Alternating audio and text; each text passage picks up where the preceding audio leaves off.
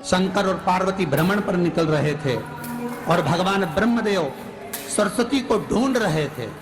और माता सरस्वती को ढूंढते हुए ब्रह्मा जब भगवान शंकर की साक्षी में पहुंचे हैं, तब भगवान शंकर से ब्रह्मदेव ने कहा, आप कहीं सरस्वती को देखें तो मुझे भेजिएगा, मेरे पास में भेजिएगा। शंकर भगवान ने उसी समय पार्वती से कहा, पार्वती,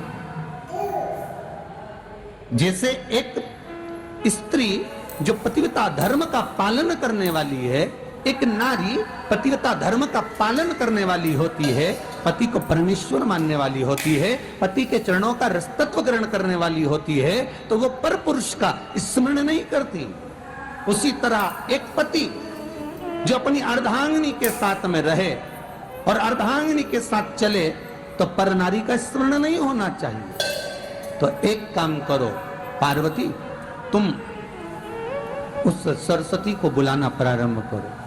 अब पार्वती जी ने कहा, सरस्वती तो मेरी बहन जैसी है, सरस्वती तो मेरी सखी जैसी है, अब मैं उसको अगर बुलाऊं, आवाज दूं, अच्छा नहीं लगेगा। तो माता पार्वती जब ढूंढते ढूंढते ढूंढते ढूंढते शंकर भगवान के साथ में भ्रमण करती करती पहुंची, तो क्या देखती है माता पार्वती कि एक सरोवर के पास में माता सरस्वती बैठकर सरोवर में अपना मुखाग्रविंद देख रही थी। श्वेत वस्त्र था मेरा माँ का और बड़ी सुंदर गले में माला पहन रखी थी माता सरस्वती ने, और एक सरोवर में माता सरस्वती अपने मुख को जब निहार रही हैं, उस दर्पण के भाव में अपने प्रतिबिंब को देख रही हैं, तब उस समय पर माता पार्वती ने कहा,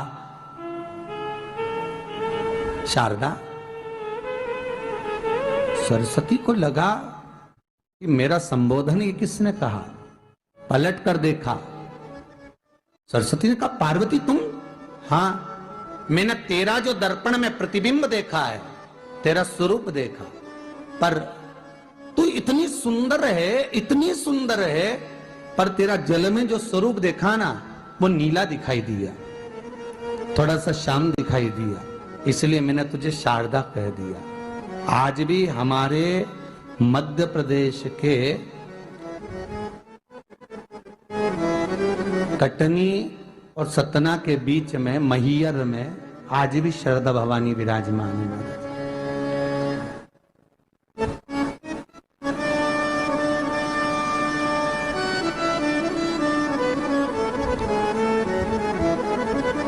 धार जिले में जाएंगे तो बाग क्षेत्र में मां बागेश्वरी, मां शारदा आज भी विराजमान। कहा, सरस्वती जी पूछी, पार्वती तुमने मेरे को शारदा क्यों कहा? क्योंकि तेरा जो प्रतिबिंब था वो श्याम नजर आ रहा था मुझे।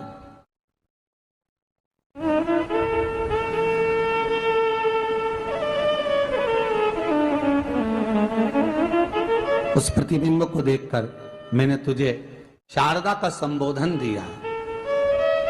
तुम्हें ब्रह्मा जी बुला रहे हैं। सरस्वती ने कहा,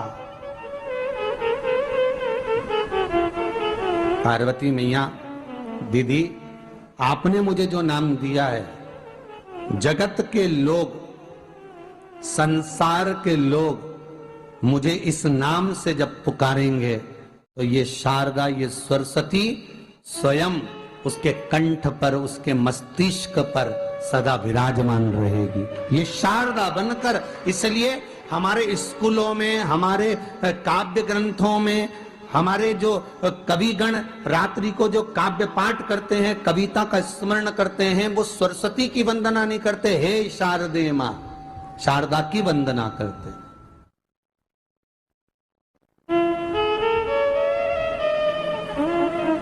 कभी आपसे कोई पूछ ले कि शारदा नाम पार्वती सरस्वती का कब पड़ा, तो आप बता सकते हैं कि ये माता शारदा नाम कोई सहज नहीं है। मां ढूंढने के लिए जब निकली, ब्रह्मदेव के कहने पर भगवान शिव के साथ भ्रमण करती। नाम का उच्चारण कोई सहज नहीं होता। कोई देखता होगा, दादाजी ने अगर किसी का नाम कुछ रखा है तो कुछ सोच के रखा होगा, पिताजी ने अगर कुछ रखा है तो उसके मन में कुछ आया होगा तो रखा होगा, मम्मी ने अगर कोई नाम रखा है तो उसने कोई विचार कर कर रखा होगा। कोई नाम अगर किसी का रखा जाता है तो उसके अनुकूल रखा जाता है कि हो सकता है कि वो नाम की क्या उसके मन में चल रहा होगा। तो शारदा का संबोधन कोई सहज नहीं है। माता सरस्वती का एक नाम शारदा हुआ, इसलिए संबोधन में सरस्वती कम शारदे मां ज्यादा बोला जाता है। आप शब्द पाठ कर लो, नाम जाप कर लो, स्मरण कर लो।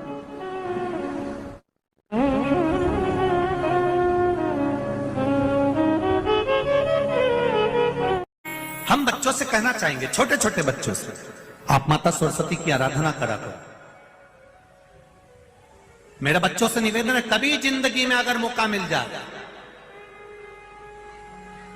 और सरसों के फूल यदि आपके जीवन में आपको कहीं से प्राप्त हो जाए, सरसों के फूल जानते हो ना, पीला कलर का होता है सरसों का फूल, आप प्रयास करो सरसों का फूल। जिस दिन माता सरस्वती का, मेरी बागेश्वरी का जिस दिन प्रागट्य उत्सव हो बसंत पंचमी का, उस समय पर माता सरस्वती का स्मरण कर कर वो सरसों का फूल आप देव अधिदेव महादेव को चढ़ाइए। जैसे माता सरस्वती को ज्ञान दिया था, वैसा मेरा महादेव आपको भी ज्ञान दे।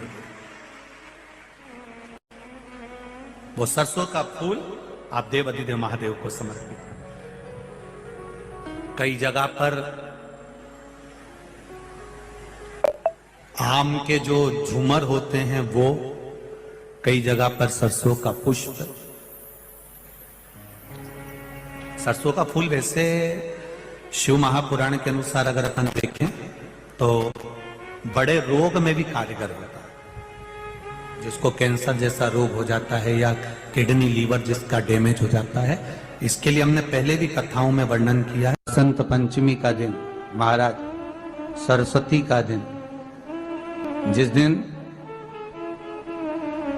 जो बच्चा पढ़ने में कमजोर होता है उसके हाथ से बसंत पंचमी के दिन सरसों के 31 फूल शंकर जी को चढ़ा दिए जाते हैं, तो बच्चा पढ़ने में अव्वल निकल जाता है।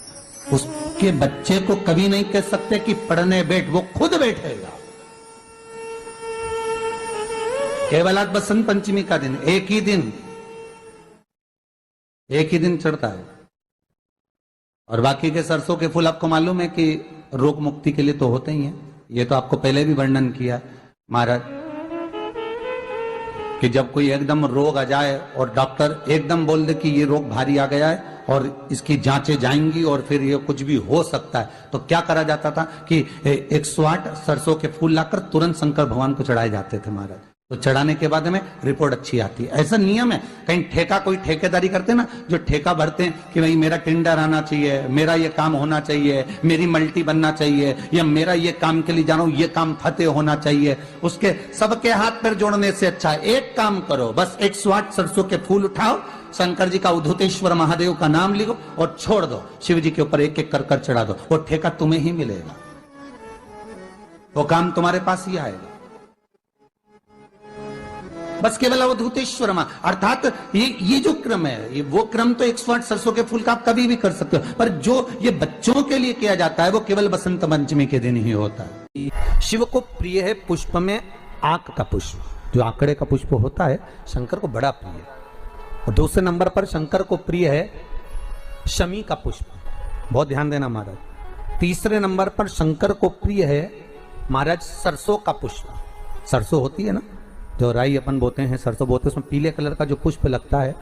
हमारा तो निवेदन रहता है जब तक सरसों आए तो प्रयास करा करो कि सरसों के 108 पुष्प शंकर भगवान पर चढ़ाना प्रारंभ कर दो। महाराज ये पक्का है कि वर्ष भर कोई बड़ी बीमारी आपको घेर नहीं सकती अगर सरसों के फूल शिव को चढ़ रहे हैं तो। और प्रयास करना कि सरसों का जो पुष्प होता है, सरसों का जो फूल होता है महाराज, अगर कोई व्यक्ति को किडनी या लीवर से जुड़ी हुई कोई तकलीफ होती है, या किसी व्यक्ति का एक्सीडेंट हो गया होता है और उसका कोई अंग रह गया हो, कोई शरीर का कोई भाग रह गया और वो काम नहीं कर रहा हो, जैसे किसी के पांव रह जाते हैं एक्सीडेंट के बाद, किसी का हाथ रह जाता है, या कोई अंग काम नहीं कर रहा हो, वहाँ ब्लड पहुँच नहीं रहा हो, वो जगह एकदम सुन्न हो गई हो, खाली पड़ गई हो, तो उसके लिए शिव महापुराण की कथा कहती है कि सरसों के पुष्प 11 शंकर जी के राइट भाग में, जहाँ शिव जी के गण दरवाजे के द्वारपाल मणिभद्र जिस जगह पर निवास करते हैं, कौन निवास करते हैं? मणिभद्र। शंकर जी के दरवाजे के द्वारपाल हैं मणिभद्र जी। तो मणिभद्र दरवाजे के द्वारपाल में राइट भाग में मणिभद्र जी विराजते हैं। मतलब राइट भाग कौन सा हुआ? जब आप मंदिर से बाहर निकलेंगे तो राइट भाग, मंदिर में प्रवेश करेंगे जब राइट नहीं होना चाहिए, आप मंदिर से जब जाएं तो राइट भाग। मतलब आप मंदिर से राइट से जाएंगे तो शंकर जी का भी राइट हो जाएगा, क्योंकि शिव जी ऐसे बैठे हैं तो शंकर जी का भी राइट हो गया, देवता उनका भी राइट हो गया। तो राइट भाग सीधा हाथ मणिभद्र जी का स्थान। 11 सरसों के पुष्प मणिभद्र के उस द्वार पर आप रख दीजिए, और मणिभद्र के द्वार पर रखकर अंदर जाकर 108 वापिस जब आप बाहर निकल रहे हैं, ये पुष्प आप रखने के बाद एक बार बाहर जाएंगे, फिर वापिस आएंगे मणिभद्र के रखने के बाद, और अंदर जाकर 108 सरसों के पुष्प शंकर को समर्पित करेंगे महाराज। उस सरसों के पुष्प जो शिव जी को आप समर्पित कर रहे हैं उसको वापिस लेकर आएंगे, श्री शिवाय नमस्तुभ्यम बोलकर उस सरसों के पुष्प को महाराज सरसों के तेल की बोतल में उसको प्रदोष काल में उस तेल को